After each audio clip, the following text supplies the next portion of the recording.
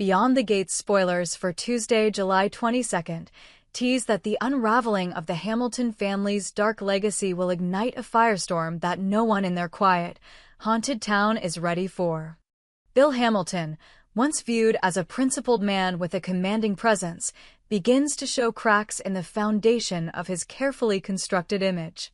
It all starts when his daughter, Chelsea Hamilton, stumbles upon a hidden box in her father's studio box filled with faded photographs, sealed envelopes, and a journal. The contents tell a story Chelsea was never meant to hear, a history of violent manipulation, betrayal, and a connection to the decades-old disappearance of a local boy. Chelsea's world shatters with each page of that journal. Bill's secrets aren't just personal failings, they may be criminal. Her once ironclad trust dissolves into confusion and rage. Why did her father lie? What else is buried in the Hamilton past? When she confronts Bill, his reaction isn't remorse, it's evasion, anger, and denial. This only confirms her worst suspicions. Something terrible happened, and Bill was at the center of it. As Chelsea pulls away emotionally, her behavior becomes erratic, leaving those around her worried she's heading for a breakdown. Rumors about Bill's past start to circulate, most pointing to his involvement with Martina Man, who once went missing under mysterious circumstances, only to return a shell of who he used to be. The pieces start to fit when Chelsea, through her own sleuthing, links Bill to Martin's mental collapse. Bill had helped Martin cover up something horrific years ago, a decision that ruined Martin's life. It wasn't just a lapse in judgment. It was a cover-up with consequences. Chelsea realizes her father didn't just make a mistake. He was complicit. Meanwhile, Vernon Dupree is facing demons of his own. The town whispers have turned into accusations. Vernon is being investigated for his role in Martin's past, particularly for being the trigger that pushed Martin to violence. Martin's breakdown wasn't spontaneous. Vernon had goaded him, pressured him, even blackmailed him with knowledge of a dark incident involving a teenager named Kenny. When Kenny turned up dead, Martin took the fall. But now the truth is boiling to the surface, and Vernon can't hide from it any longer. Nicole, Vernon's estranged daughter, discovers the connection between her father and Kenny's death through old police reports and hidden letters. Vernon never told her the full truth, and that betrayal cuts deep. Nicole isn't just hurt, she's furious. Her instincts scream justice, and she begins talking to detectives, even suggesting she would testify against her own father. She's on a warpath, unable to let go of the image of Kenny's lifeless body, or the knowledge that her father helped orchestrate the events leading up to his death. But the rage in Nicole isn't something she can manage alone. That's where Anita Dupree, her adoptive mother and Vernon's wife, steps in. Anita becomes the glue trying to hold the family together as it splits at the seams. She urges Vernon to come clean, not just for his own peace of mind, but for Nicole's. The guilt is eating him alive. Vernon can barely sleep, haunted by dreams of Kenny's terrified face and Martin's wild-eyed screams the night it all fell apart. Anita doesn't excuse his actions, but she believes that confession could be a form of redemption. If only Vernon has the strength to face it. At the same time, Nicole's fury isn't limited to Vernon. Ted, the supposed family friend and voice of reason in their group, is exposed as a liar of the highest order. Ted had always played the role of the concerned uncle type, offering calm advice, helping smooth over conflicts. But Nicole uncovers another hidden chapter in the story, Ted's long-term affair with Leslie Thomas. That affair didn't just betray Ted's wife, it produced a daughter, Eva Thomas.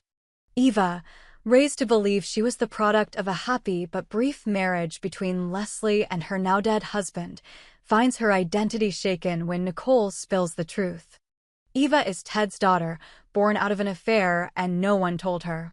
She reacts the only way she knows how, with anger, violence, and confusion.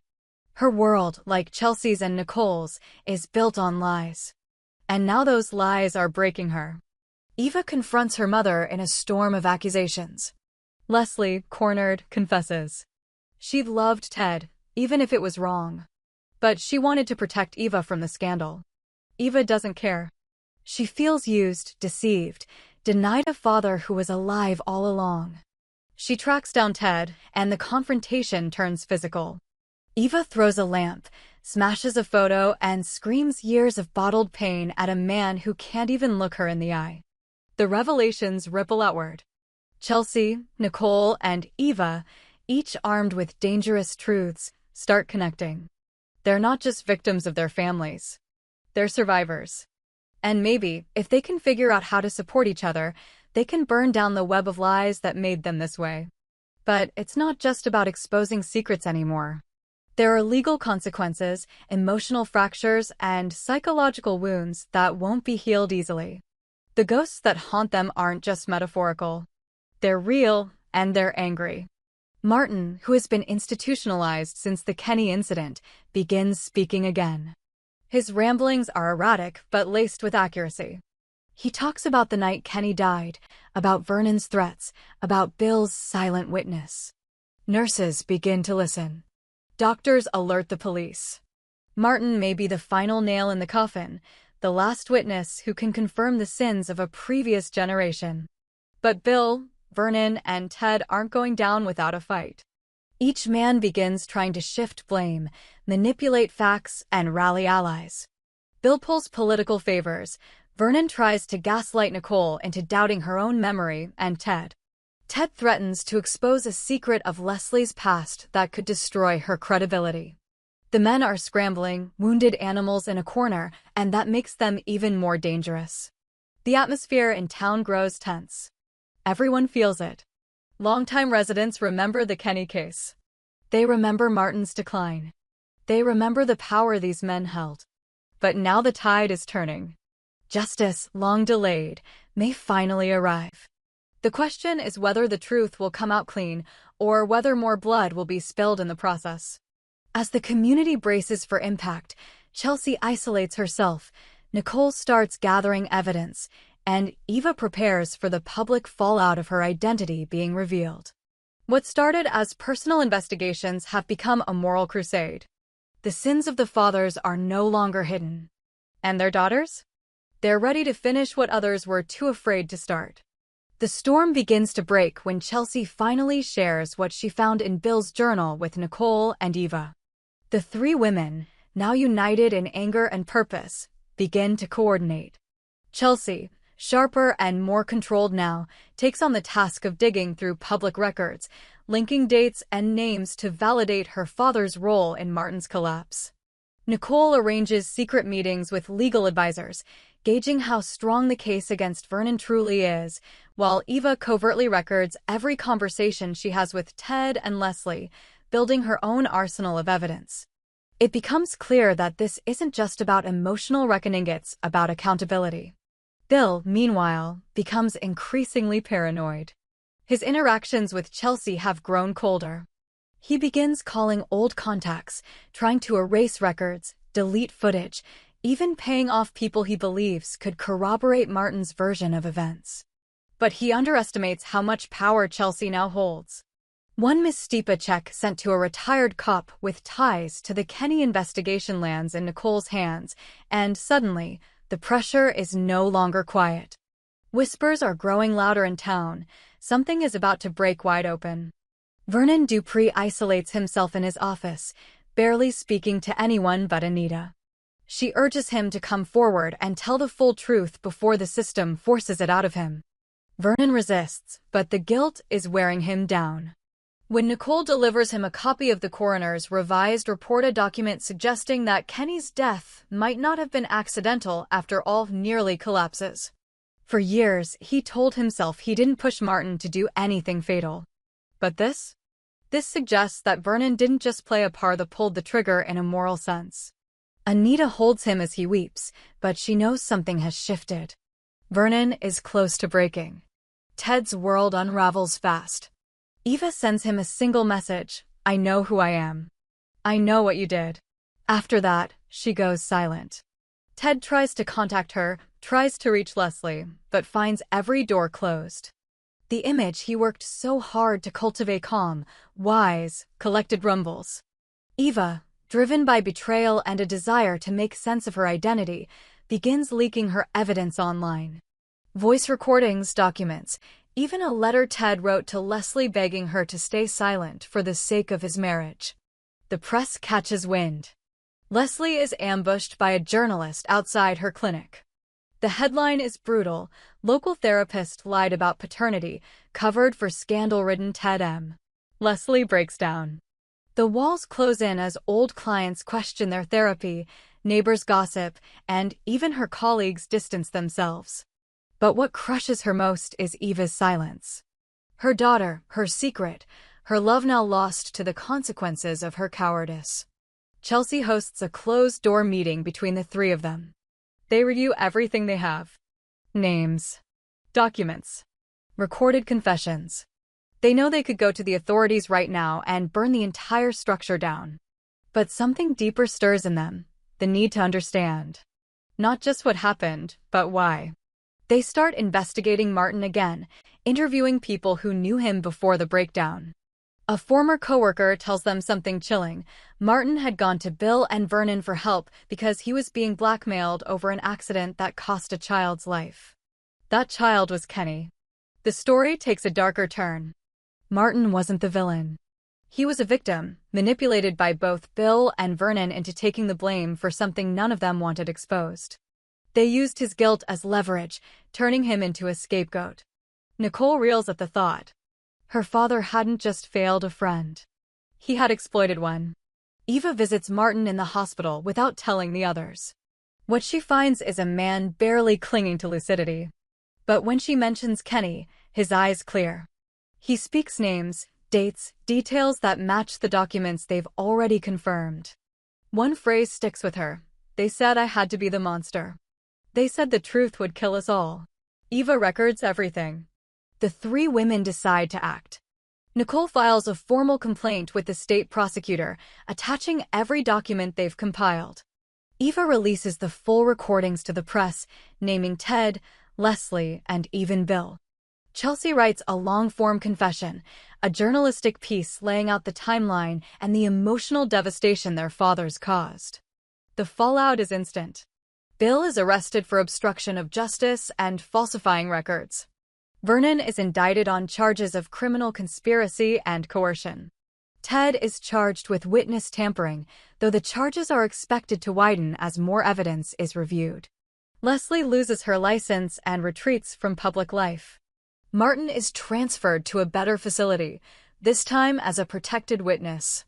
But the consequences aren't all legal. They're emotional. Nicole watches her father being handcuffed, her feelings a tangle of satisfaction and heartbreak. She visits him in jail once, and all she says is, "You did this. Not me." Eva stands at a podium, speaking to a crowd of journalists. She refuses to cry, even as she calls out the man who fathered her but never claimed her. Ted watches the press conference from his holding cell, silent. Chelsea returns to her father's study and burns the journal that started it all. She doesn't need it anymore. The truth is out. What comes next is healing. But even as the town begins to settle, one final thread remains unresolved. A woman steps forward with new information. She claims her brother was with Kenny the night he died. That there was a fourth person involved. Someone never mentioned in any report.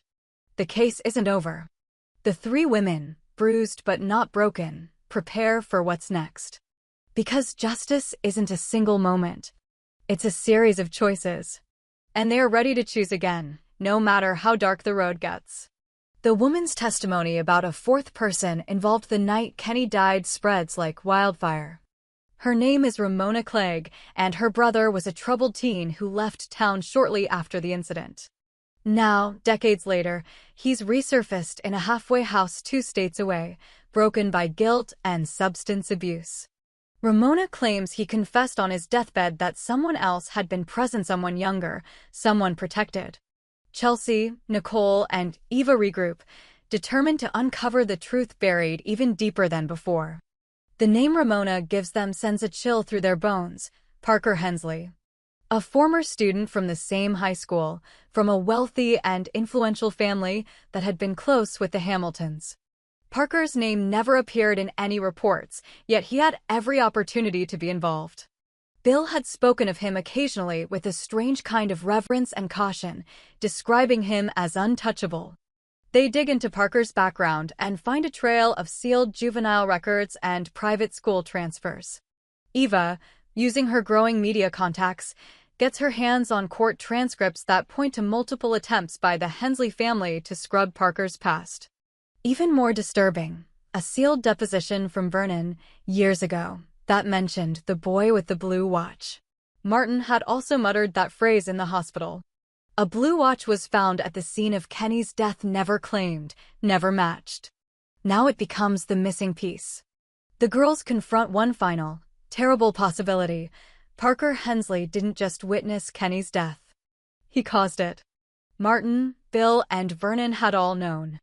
They had orchestrated a cover-up to protect a boy from a powerful family, sacrificing their own integrity and Martin's sanity in the process. With this revelation, they take the story public.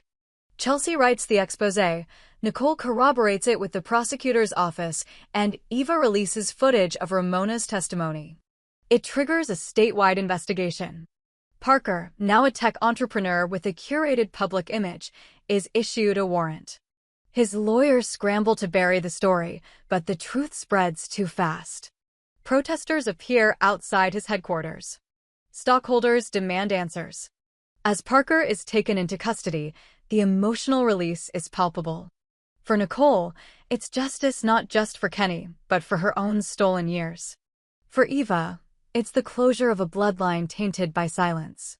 And for Chelsea, it's the final nail in her father's legacy of deception. Vernon, from prison, watches the headlines and writes a letter to Nicole. It's an apology, but not a plea. I was a coward, he admits. I let a boy die to protect my own future.